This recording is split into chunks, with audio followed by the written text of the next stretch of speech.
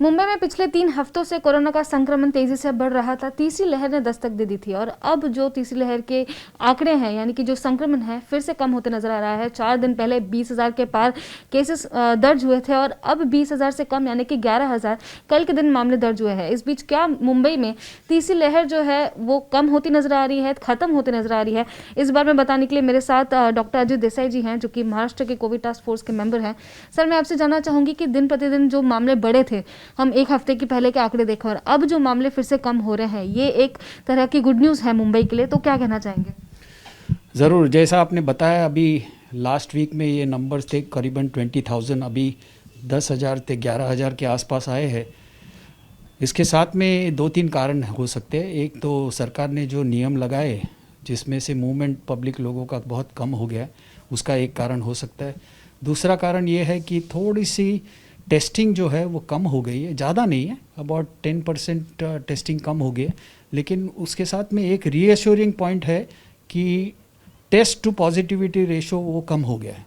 That means ये जो कम हो गया है, ये सचमुच में कम हो गया है नंबर।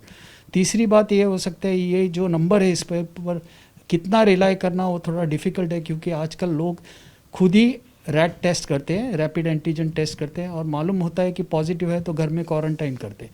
क्योंकि as you know 85 to 90% cases वो एसिम्टोमेटिक होते हैं या माइल्डली सिम्टोमेटिक होते हैं, तो ये अंदर के अंदर ही रह जाते हैं। That's a good thing, but exact number सचमुच इतना है कि नहीं वो कहना डिफ़िकल्ट है। लेकिन लगता है कि ये जो वेव है वो रिसीड हो रही है, लेकिन अपने को और 2-3 दिन तो वेट करना पड़ेगा देखने के लिए।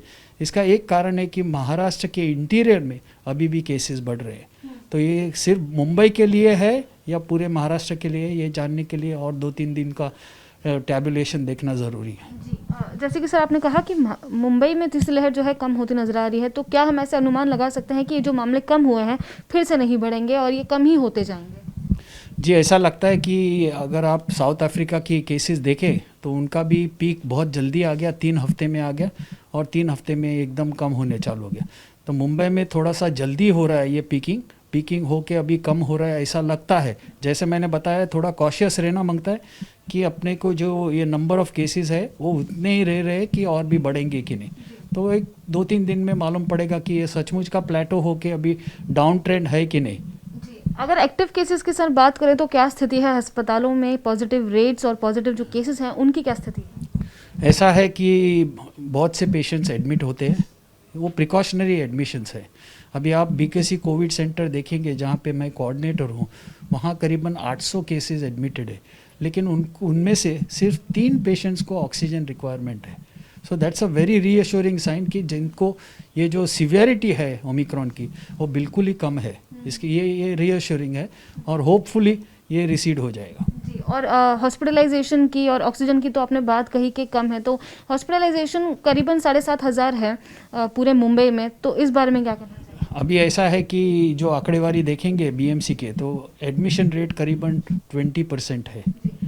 फिर भी हमारे पास अभी भी बेड काफ़ी है। और दूसरी, जैसे मैंने ऑलरेडी बताया, रीअश्योरिंग साइन है कि ऑक्सीजन रिक्वायरमेंट बहुत ही कम है।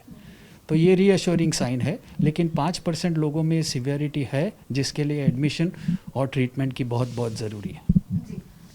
मेरे साथ थे डॉक्टर अजित देसाई जी, जो कि कोविड टास्क फोर्स के मेंबर हैं। उन्होंने ये दावा किया है कि मुंबई में कोरोना की जो तीसरी लहर है कम होती नजर आ रही है और जल्द ही मुंबई की जो स्थिति है फिर से नॉर्मल होते नजर आएगी। और हालांकि जो ऑक्सीजन है, हॉस्पिटलाइजेशन है, वो भी काफ़ी कम तौर पर अभी उसका इस्तेमाल किया जा रहा है, तो स्थिति फिर से नॉर्मल होने की यहाँ पे अनुमान यहाँ पे लगा जा रहा है।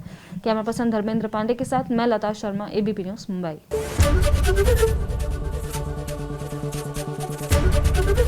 एबीपी न्यूज आपको रखे आगे।